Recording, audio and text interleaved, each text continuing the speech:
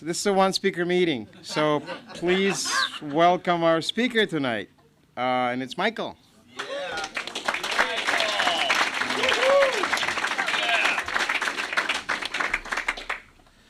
Oh man, it's a lot of people. It's cool though. My name's Michael. I'm an alcoholic. I'm Michael.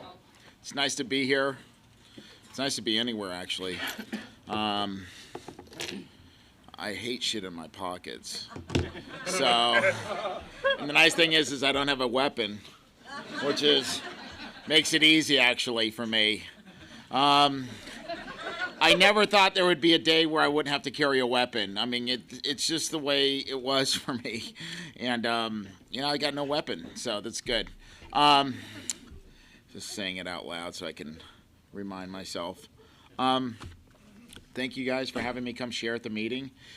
It's really an honor to share at an Alcoholics Anonymous meeting. They choose somebody who either needs to share or somebody needs to hear, so if you're new, I'm really glad that you're here. And Alcoholics Anonymous, the most important thing I'm going to say tonight is Alcoholics Anonymous is, it saved my life. It really did. It seemed like nothing else would work except for Alcoholics Anonymous, and I'm going to talk about that tonight. I'm born locally. I'm born and raised here in L.A. I lived my first 10 years down in Inglewood, down off 74th and Crenshaw, and obviously white, and so... And that's cool. I did not know that I was learning how to work, through the inner city at such a young age and where those skills would take me later in my career. Which is, I love, I forgot to mention the other night, I love to party on Central and Vernon. It seems to be my favorite corner. And if you haven't been to Central and Vernon at 3 in the morning, I highly recommend it, actually. It's about as crazy as it gets. I mean, it's crazy. It really is. It is in deep South Central. And I actually like smoking crack down there. I do, and it's always you're guaranteed some type of adventure if you want to go down there. And I remember I'm a groundskeeper at these people's house up in the Hollywood Hills, and they had a Cornice Rolls-Royce convertible, and it was white. And I used to let that thing coast down the driveway and fire it up and drive to South Central in the fucking middle of the night. And I'll never forget it. I'm thinking it's almost normal, tops down, and I'm at Central and Vernon smoking crack. And then, I don't know if you know this, but when you run out, you kind of have to give the homies a ride around. And, they're like, give us a ride, and we're going to party. And that happened for a little while. And I can remember seeing a police officer, and I'll never forget it because it was like 3 in the morning, and I pull right up to the red light, and he pulls right up next to me, and I'm in the neighborhood, man. It's 3 in the morning, and he looked at his partner, and they both looked at me, and they're thinking. I'm thinking they must have thought they must be filming a movie around here because there's no way that he's not being filmed right now, and he's down here with the top down, and it's in the wee hours, and that's how I roll, and I tell you, man. It's funny now, but man, I gotta tell you something. It is nothing nice. I got into some trouble down there, and I was where do whatever. So you guys get it, but I'll get back to it. I grew up in a really interesting house. There was 5 kids and my parents, obviously, and You know, my dad was a workaholic to keep 5 kids in private schools. and my mom, she's an alcoholic. I'm not a doctor, but I have my suspicions. She loved to just drink wine and eat candy. That's all I could remember. I could remember one time that she stuck up for me. This guy took my bicycle in Inglewood, and I came home. She's like, what's up? Where's the bike? And I said, this cat, he's got it. She put me in the car, and we found him. And at one point, she's on the sidewalk at full throttle in the wagon, and she runs him over. And I was thinking, wow, that's fucking great, Mom. And she fucked up my bike is what she did.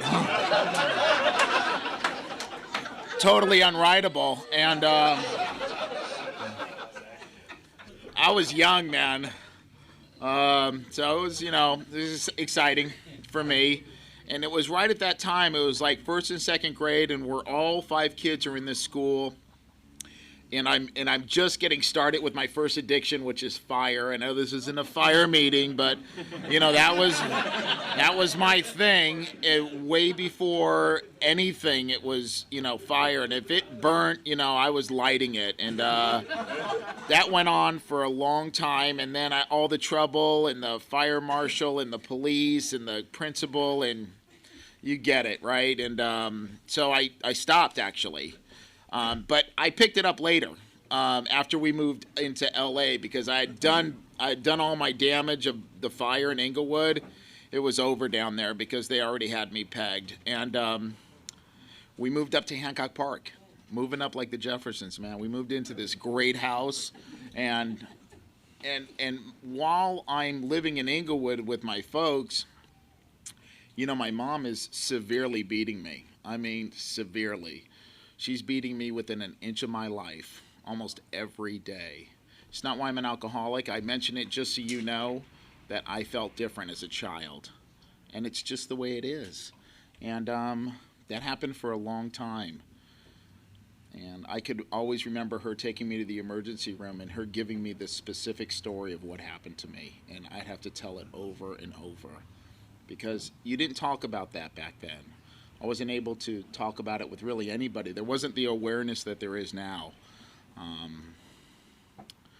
And it made me feel, really different. It made me feel different than my brothers and sister. They weren't getting it. I was the only one in getting it. She chose me, and that's just the way it is. And that eventually stopped when I hit about 13 or 14. She left my dad with the 5 kids. It just left him. And she started a new life. She actually moved to the Marina Del Rey and started this new singles life. She was 34 or 33. She woke up, she had 5 kids, and she was gone. So now my dad is doing his best, I assume. I don't remember too much because I was kind of sedated at the time. But, this man started watching us after school, and because my mom wasn't around, and he was very inappropriate with me sexually for a long time. And, it's just getting just an interesting deal at a young age. And now I have some legitimate problems at this point, because that stopped because I finally told my dad, and, he said, we're never going to talk about it. That's it. It didn't happen, actually. Can't go to the police. Can't let everybody in the neighborhood know. So let's just assume it never happened. So, he was my dad. So I listened to him, as much as I can. And come to find out later, it probably wasn't the right choice, but it was a choice that was predetermined for me by somebody who was in charge of my life. And, your parents are supposed to guide you and love you and kind of get you on a path for your life. And, now I'm 14 and I have abandonment issues. My mom's left. She's told me she doesn't love me by her actions. I know that people that are in charge of me are no good. And now I have sex problems on top of that. And I'm 14 years old and I'm just as raw as it gets. And I'm getting in so much trouble at school, I can't even tell you. I don't even remember going to school, but I know I went. But I just lived in the principal's office, in the after-school program, in the detention center, and the juvenile hall. And I was in and out of facilities starting at the age of 14. Why? I don't know. I was the only one going to juvenile hall at 14 in my family. But that was my journey. I mean, I was just, I've been in trouble since before I ever started drinking or using. I've been different since day one. They talk about me in the book. I'm just bodily and mentally different. And I have no defense at that time because I have no tools and no 12 steps and no guidance. So my journey was one of lots of trouble and very angry, obviously because of what happened to me as a child. I'm extremely angry and I'm fighting a lot. It's the only way I know how to communicate is with you, is to verbally abuse you, yell at you, and give you that body language. Don't fucking come close to me because it's all I know. Why? Because I've been surviving since I was 3. I've been just trying to fucking stay alive in this house. And I'm trying to stay alive on the streets now. And I'm 14 with no parental supervision. So, you know, I'm the worst kind of human being at this point because I feel so poorly about myself. My actions totally reflect my feelings. And I just don't know what to do with myself. And I'm putting that on anybody around me, physically, emotionally, verbally, financially.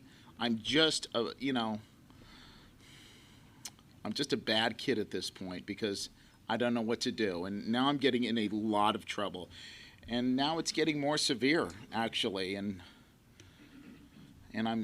my brothers are older than me, and I'm growing up in this house with murals all over the wall, and we've gotten rid of all the furniture downstairs because it's now a dance floor where the band sets up, and the carpet is saturated. And when I mean saturated, I mean you go slosh, where all the kegs are, and every weekend it's like a full-blown party. Helicopter, police, paddy wagon. Every weekend this happens, and I'm 14. I'm taking mushrooms and acid. I'm going to Grateful Dead shows.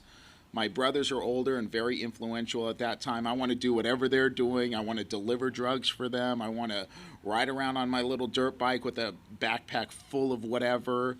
And I have hair down to the middle of my back and carrying a brush around and,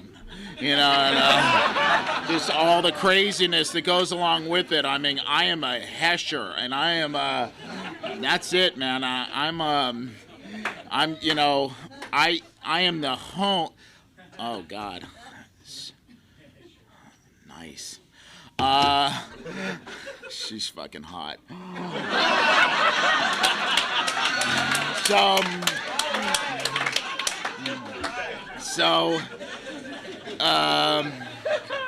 what are you gonna do, you know?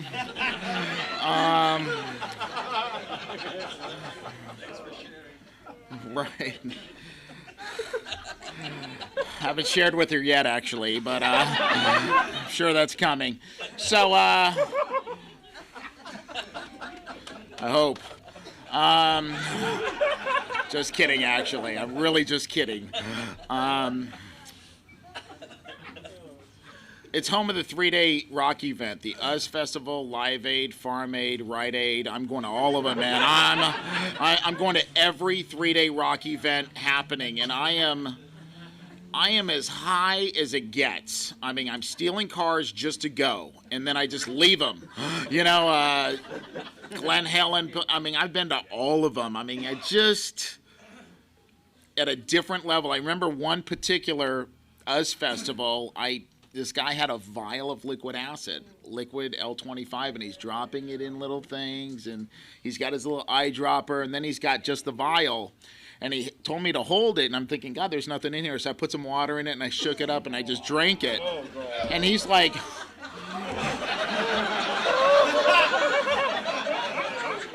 and he gave me a legitimate deal. He says, there's at least 15 hits of acid in there. And, he goes, you have no idea. And it was one of the greatest trips, I gotta tell you, man. It was as visual, and then it gets to the audio, and the super audio hallucinations, which I get on crack, which I'm very into. I'm just, I really, really like doing that, actually. And I love peyote and mushrooms and acid and mescaline, and that's my deal. And I just loved it. And there was murals all over my house. My dad moves out and just leaves the 5 kids in the house because he can't stand it. It's over. He is surrendered, and he rents a condo like really close by, and so now 5 kids are living in this house, and I have 0 parental supervision, and I'm completely out of my mind. And it's, the odds of me having a good life in Alcoholics Anonymous are like 0. The odds of me living in society and having any type of quality of life are almost 0. It's so slim for me. I'm part of the Seconds and Inches Club, where I shouldn't be here. It's the odds are against me. They really, really are. So long story short, I lived in this house, and the party was on, and my dad moved out and left the 5 kids there, and then I'm getting in some severe trouble, and now I'm starting to use and drink, obviously. And I remember I sold a pound of mushrooms to this cop that I knew was a cop, that even in his report it said Michael told me I was a cop, but he fucking worked on me at the school, and he was like the first undercover sting at the high school, and so I sold him a pound of mushrooms and kind of got out of that trouble, and then I had to go back for something, and my dad had given me, he signed some paperwork giving me to the state of California to raise, because he just said I'm just incorrigible, and that was I was just completely out of control. And he told me later, he says they put me in a system called the Youth Authority system, which is the YA system, and that was my first real wake-up call. I get there and I'm thinking, God, what am I doing here? And my dad doesn't even want me. He's given me to the state of California to raise, because I found out later that he thought I was just going to kill somebody because I was so out of my mind. And he said it was his first night that he actually got a good sleep, the night that I went into that place. And I understand. I put that man through hell. And somebody's singing out here. It's crazy. No idea. Let's just bring her in. Right there. So, poor Michael. That question they were always asking was, what's wrong with Michael? What's wrong with Michael? It's that question that I always heard. It was like a backdrop to my life. It's like, what's wrong with Michael? What's wrong with Michael? And you know what? There's nothing wrong with me. I found out in Alcoholics Anonymous that I'm not a bad guy. I've just made some very poor choices in life. I made every wrong choice before I finally surrendered and got sober this time. Everything I did in my life was the wrong choice. Alcoholics Anonymous is the only thing that's ever happened to me. It's the only right choice I've ever made. And I'm really grateful for making that choice with the help of some friends and God. I'm just really lucky to be sober.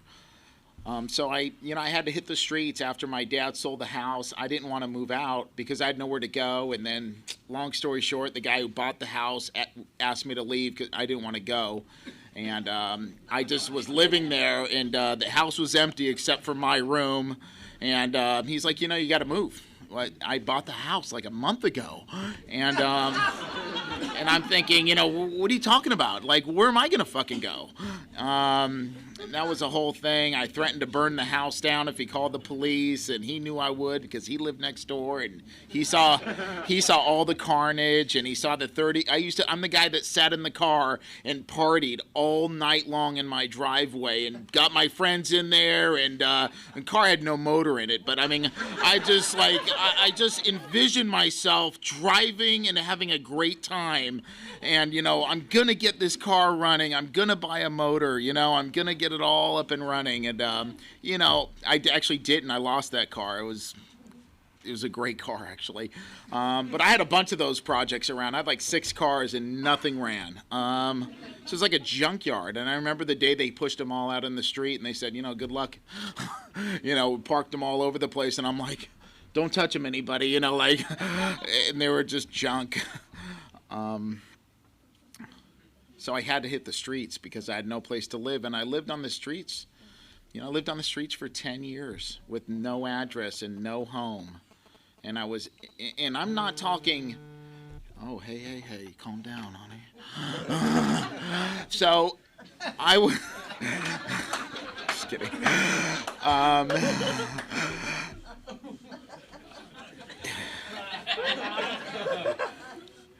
Nobody was calling me. I was on the streets for 10 years, and I'm not talking about homeless living at your dad's Beverly Hills like guest house. I'm talking I was like living downtown at the Weingart and the Midnight Mission and the Frank Jordan Mission, and I was started to go in and out of some nice county facilities, and then I started on the state facility run, and spent a lot of time in the system. It was just my journey because I was so angry and I was so troubled, and I just had no idea which way to go. I'm the guy that was sitting on the street corner just wondering, like, what do I do? And I was like that for 10 years. I had no money and no job and really not a lot of hope. I was just homeless and helpless, and I never thought that I could actually take care of myself because I've never taken care of myself.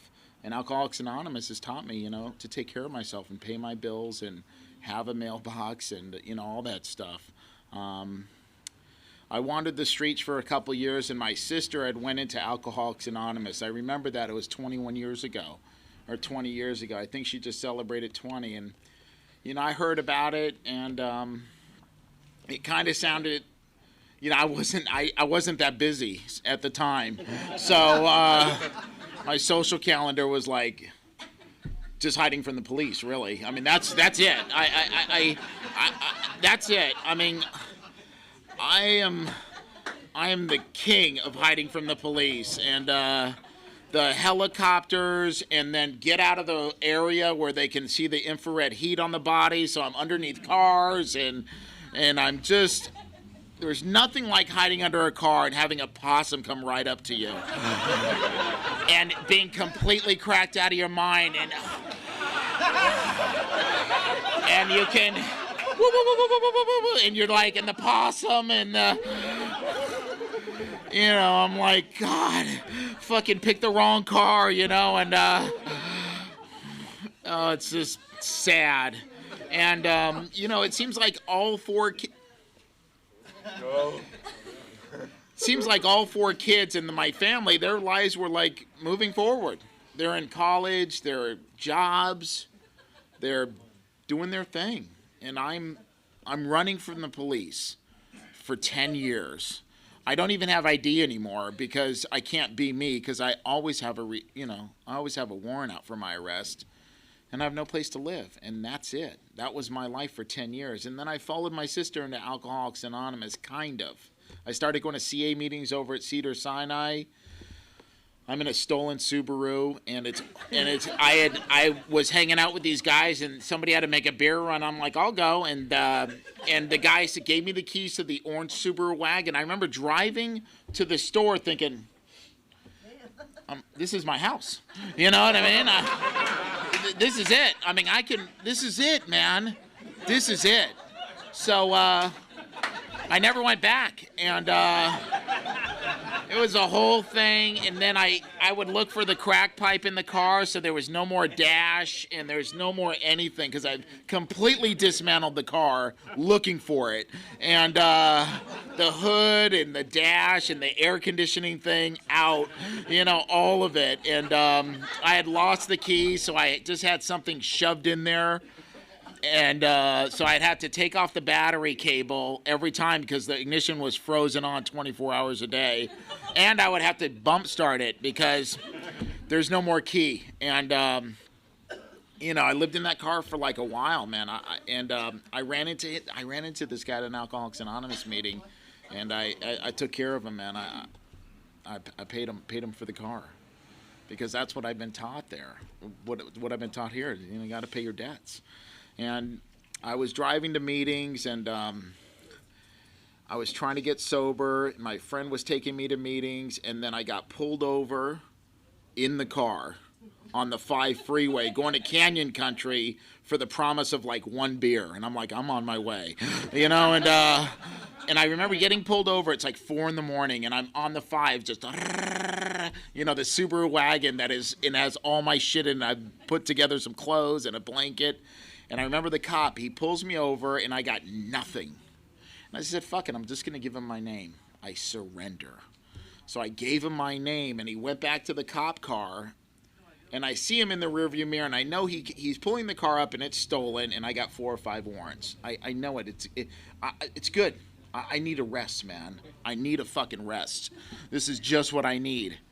And his door closes, just drives away. I'll never forget it. Guy was shaking his head, closed his door, and drives away. And oh. Never forget that. And then I think it's a trick. And they're watching me. And I'm waiting. I was there for like 10 minutes. And I was on a hill. And you know me, I just clicked it in reverse and ba-bam. And went to my homeboy's house. And, you know, and I moved in right away. And that car was towed away pretty quickly, and now I'm living in Canyon Country, and I'm going to AA, and didn't quite work out there, so somebody got me a bus to downtown LA. Oh, I love downtown LA, by the way. I love to smoke crack downtown. So, I really do, actually. You know, and now I'm going to meetings, trying to get sober, but I'm so fucking sick, I can't stay sober.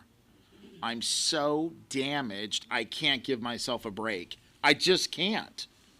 It seems like everybody's life was getting better around me except for me, because I'm constitutionally incapable. I feel so poorly about myself. My first meetings I was going to, I would walk 2 or 3 blocks to the local gas station just to go to the bathroom, because I knew I wasn't allowed to use the bathroom at AA. I was absolutely positive of it, because I'm sure that's only for the AA people.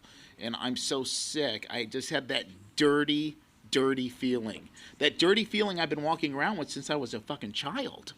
That feeling of like I'm unwanted, I'm unloved, I'm too damaged to recover. It's impossible. I've just done too many things out there. And I come to find out none of it's true, that I'm not too damaged to recover, and I deserve love, and I deserve a good life, and I deserve to give myself a break. And I would walk around with that dirty feeling, that pain. And I remember my sponsor said it so clearly, and I didn't hear him. He goes, you know what? You aren't doing those things anymore. You don't have to feel this way anymore. And it still took me another 8 years to get sober. I didn't hear him. He said, don't worry about the people who don't say hello to you because you're a slipper. Why don't you worry about the people that do say hello, that want to see you? Because I'm always asphyxiated on the people that don't want anything to do with me, because I have the plague now, because I'm in and out of AA for 8.5 years and nobody wants to come near me. I'm thrown out of a couple meetings for fighting. I'm just dirty. I smell. I got this glaze of dirt over my body. I have my bag with everything that I own in it, and I'm just wandering around Alcoholics Anonymous. And I have brief stints of sobriety, then I have brief stints of going to jail. That's it, and that's my life for 8 years, and it was very tough for me. And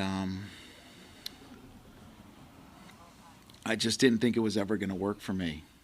I really, really didn't. I was absolutely positive of it. And you know, I've been kidnapped and held against my will in a very, very tough place, and I almost didn't make it out. I've been shot and left there and had to show up the next day. I cut my finger off when I'm smoking crack, and I just duct taped it back on and partied all night, you know, and then showed up at the doctor, and they took off the duct tape, and they're like, where have you been? When did this happen? And I'm like, I've been busy, but you know, it's and the miracle is that I by some crazy whim, I had some insurance from some shitty job I had, and there happened to be, I'm in the emergency room at St. Vincent's, and I've been up for 3 days, and there's a hand specialist in the emergency room visiting his friend. And he walks over, he goes, I can save it. I can sew it back on. And it's just like, it's just amazing.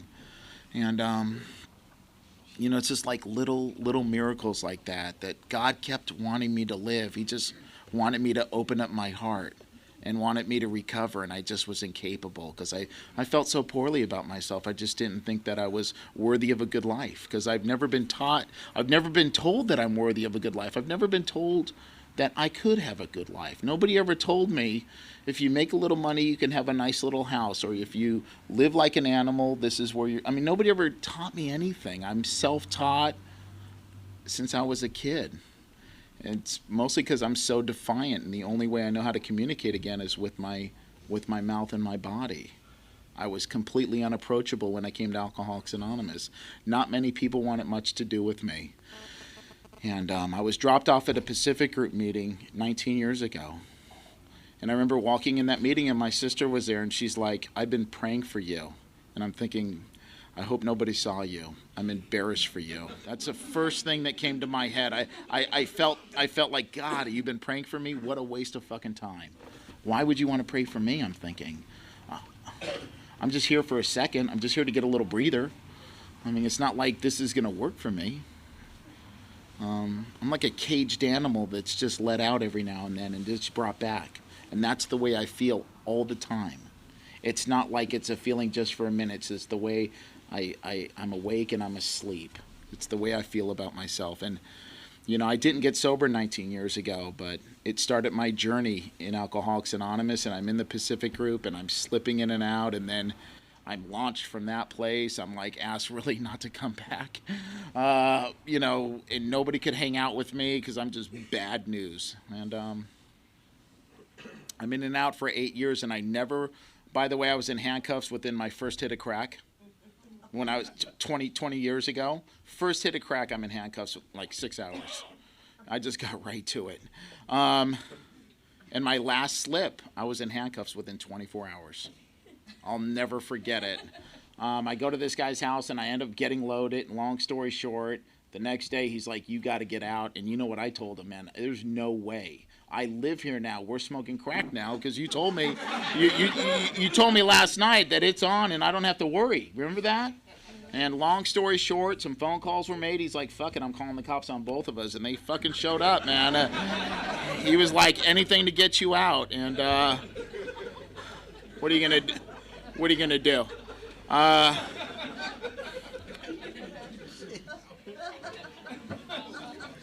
And I was on a run for 7 months.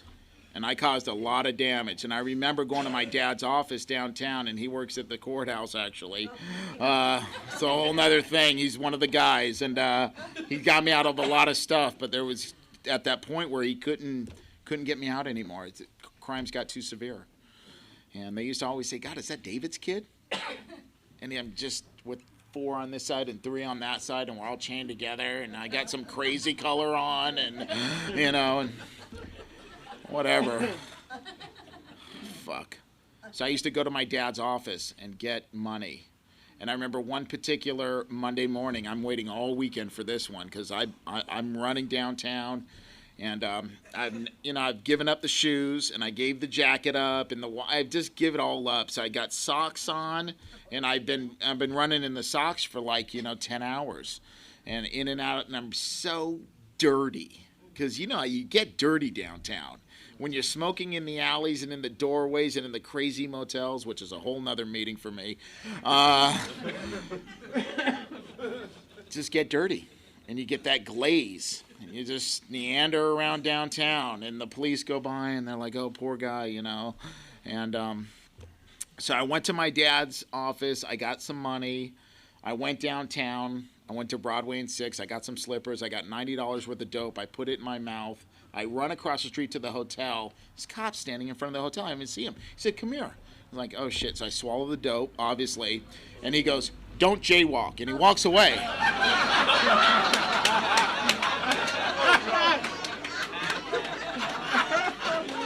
I'll never forget it.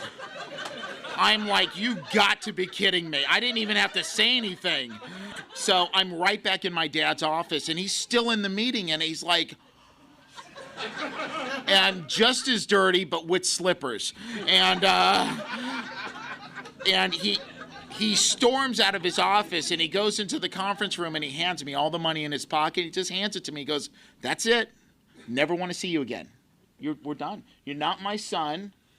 You're a career criminal. You've jeopardized everything I've worked for my whole life. I never want to see you again. You are not my son anymore. There's going to be a restraining order out against you in 15 minutes. I'm going to sign it myself. I guarantee you, if I ever fucking see you again, you're going to jail. You're gone. They're going to stick you in a hole so dark, nobody's going to ever see you again." And this man was as serious as a heart attack. And I knew it. But he's there with the money. You know what I had to do? I had to snatch that money. If I've gone this far, and he's going to give me that speech, it's on. So, and fast forward, now I'm sober, and I go to his retirement party, and 400 people are there, and all these people that put me away, all these judges, and they knew I was sober. They knew I was sober like 6 years. And I was there in a suit and tie, and I'm not misrepresenting myself, and I'm not running my mouth. And I have Alcoholics Anonymous all over me. Alcoholics Anonymous saved my life. It has been repairing my life slowly, and they see it. They see the miracle and the power of Alcoholics Anonymous. They all know what I've done. Everybody knows in the room who Michael is, and how scary he was, and how many restraining orders my whole family, including my mom, my dad, my sister, everybody, they were so afraid of me because you never know what could happen. And now I'm at this thing, and everybody knows that I'm in AA, and I'm sober. And my dad asked me to speak to those 400 people on behalf of the family. He asked me, out of all 5 kids, he says I'm his favorite one. I'm the only one he doesn't worry about anymore. He told me the other day, he goes, "You're the only one I don't worry about anymore. You're the only one I don't worry about anymore. You have the least amount of education, but you're the smartest one." And he's so fucking proud of me. And I have a great life. I can't tell you how good my life is. That Alcoholics Anonymous is restored. It has taken the most broken toy in the room, the guy that nobody wanted to go near and touch because he was so dirty and so sick and always had his bag of possessions with him. I'm that guy. I'm so yellow and so sick that my feet are so infected when I come back to Alcoholics Anonymous, I can't even walk. And I remember an old-timer sent me to the hospital, and I ended up within 24 hours having to have my feet operated on because they were so infected. I could barely walk. And I can remember that doctor looking at me when he finally got the shoes and socks off me, and he's like, what happened to your feet? What happened? And I just told him, I said, I live on the streets. I live on the streets. I'm indigent. I'm on general relief. I'm on disability. I'm on food stamps. And this is my life. And Alcoholics Anonymous has given me a chance to give myself a break. And it has been repairing me for 11 and a half years of consistent sobriety with no alcohol and no drugs. It's amazing how powerful this is. I came back and I surrendered. And I surrendered when I sat in a meeting and somebody said, "How are you?" And I said, "I got 1 day." And I didn't run my mouth that I've been around forever, and my sister's got time, and I have this, and I'm the guy, and my dad's of this. I just said I got 1 day, and I'm living on the streets. And that is when my life started. That day when I didn't run my mouth anymore. That's when my life started. I fully surrendered. And I lived in my car for 62 days of this sobriety. Then I rented a room, and then I got a little apartment. And then I got another little apartment. And I just bought a beautiful home right here in Santa Monica. It is fucking beautiful on a nice street and a nice home. And it's mine. And I put together a little job, and I started a little business. And it's been growing and growing and growing because I can't work for anybody because of my record. And I started this little business 10 years ago, and now it's really big. And it's just big enough to manage. It gives me enough money to have a life and pay my bills and and be self-supporting through my own contributions. I have zero debt. I have rock star credit. I got a little money in the bank, so when the bill comes, I could write the little check, and I feel good. I don't feel like anybody's looking for me anymore.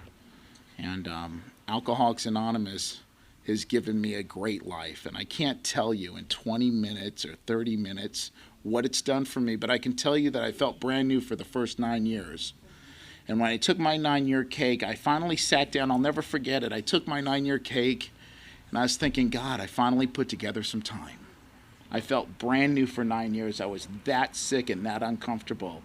And I just this relief came over me. And the second step keeps me right-sized. I'm right where I need to be. And the fourth and fifth have set me free. They really have. And it's, I'm extra sick, so I go to extra meetings. And I'm extra honest, and I stay extra close. And my friends are extra special to me. And I'm extra kind to myself, and I'm giving myself a break. And I feel like I'm just scratching the surface of something very powerful. At 11 and a half years, I feel like I'm just scratching the surface of something very real. And it's bad news if you're new, but it's taken me this long to just feel halfway comfortable. And I want to thank you guys for having me come out and participate in my sobriety. If you're new, Alcoholics Anonymous has saved my life. It really has. For fun and for free. It's the best deal in town. It just doesn't get any better. It's the only thing that's ever happened in my life. Thanks.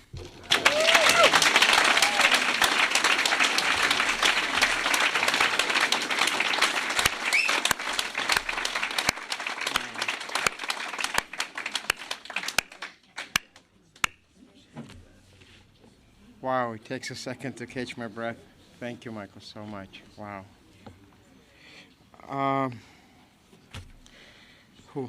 Are there any secretary announcements? I'm Robert. I'm an alcoholic.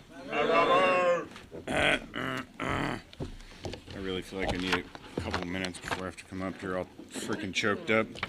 That's twice in 1 week. You got me. Let's thank our speaker, Michael, one more time.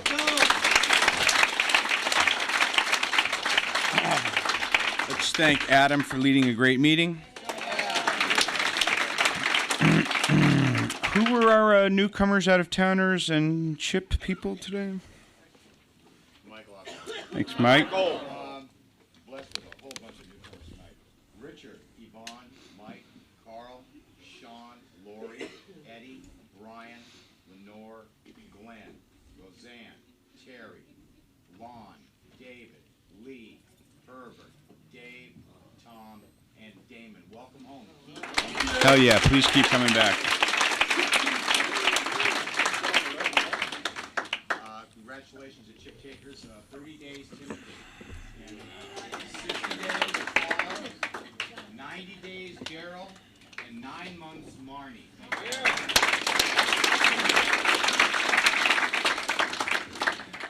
Could those who have commitments stand, check in, say hi, who you are, and then we'll clap afterwards. Patty Alcoholic, your treasurer. We Patty? collected $107, even expense $115, $8 short, and we bought another new coffee pot. So please don't break any of them things. Vivian Alcoholic, I bring the birthday cake. Vivian. Maya Alcoholic, I bring the food. Hey, Maya. Paris Alcoholic, I'm the cleanup guy. I need like 5 people to help me clean up. This is some hands and volunteers. I'll clean up. 1, 2, 3, 4, 5. I'll be back after the meeting. Thanks. Paris. My name is Mike. I'm an alcoholic. Hey, Mike. I did the literature at this meeting. There's free pamphlets in the back of the room, and I have big books and 12-12s and a bunch of other books up there. If you need anything, please see me after the meeting. Thanks for letting me be of service. All right. Randy Alcoholic, and I'll sign your Randy. renewal cards on that side of the podium over there after the meeting. In the GSR, and I talked about this last week, but we need more GSR. We need more representation for the meetings at the Marina Center. There's 40 meetings, and there was maybe 3 of us at all we have to do is meet once a month for a couple hours. You don't even have to come to this meeting. And I'm not quite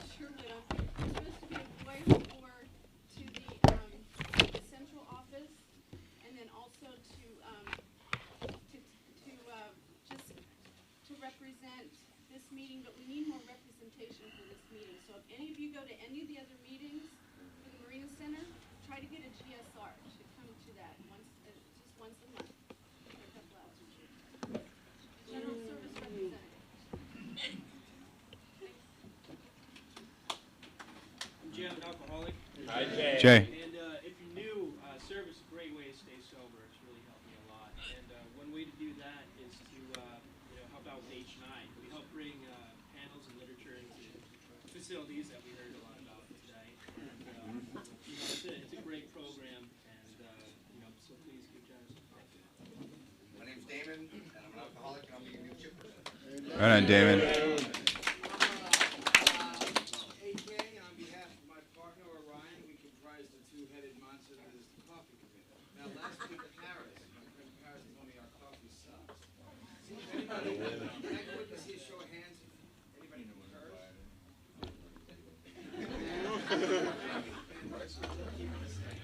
That felt like home. That was a lot of pressure.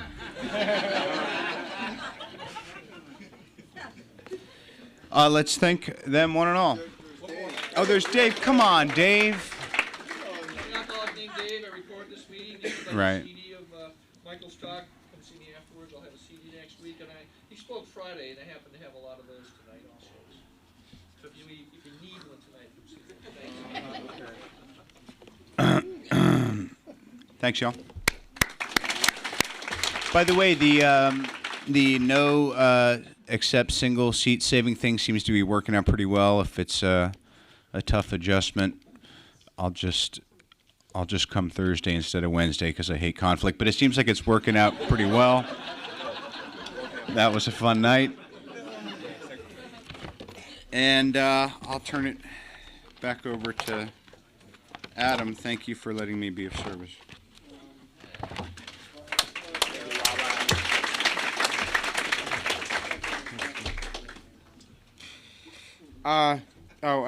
I need to thank Robert, and I didn't like him because he used to call me all the time right before I was about to take a hit.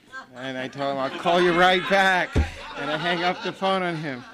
So thank you so much. Nice to be back. And huh? Yeah. Yeah.